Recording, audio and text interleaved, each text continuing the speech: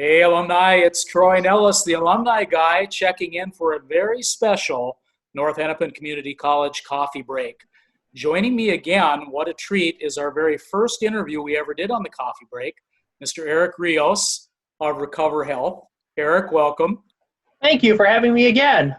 Absolutely, and this was exciting because I'm also going to introduce right now a graphic design contractor that actually works for the marketing department at North Hennepin Community College, Orit Kidron. And Orit, Hi. welcome. Hello. Hi, Troy. So you might Nice to wonder see why you. the three of us are here doing a coffee break together, and this is cool. So Eric and I talked during his coffee break and afterwards, and his organization really needs masks to battle COVID-19, not only for the staff, but for the patients of Recover Health.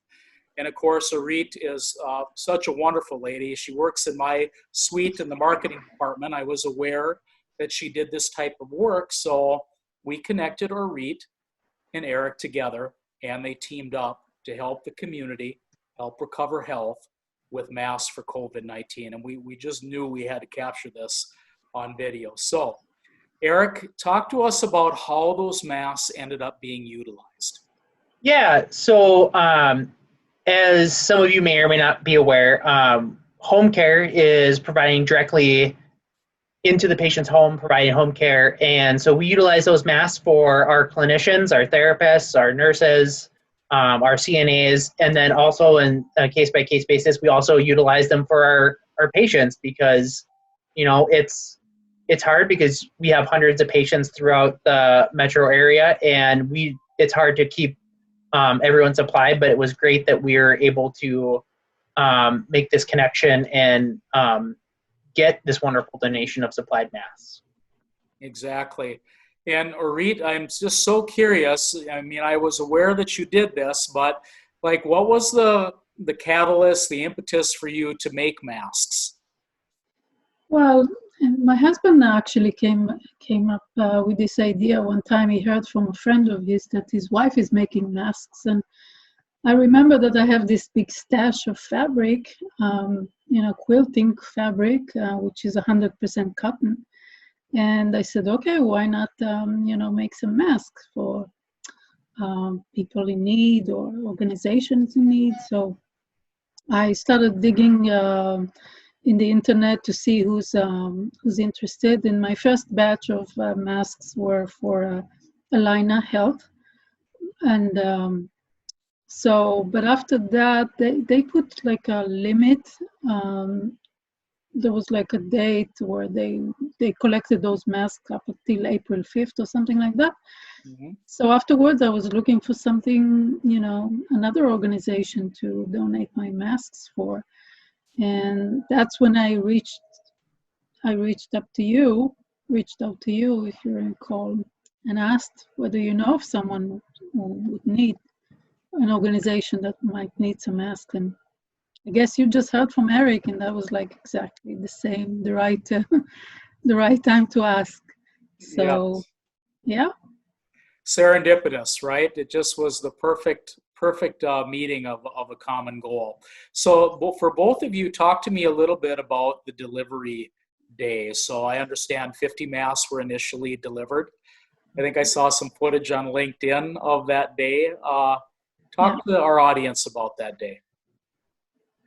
Yeah, so it was interesting, never meeting Orit before and having to figure out how to meet her.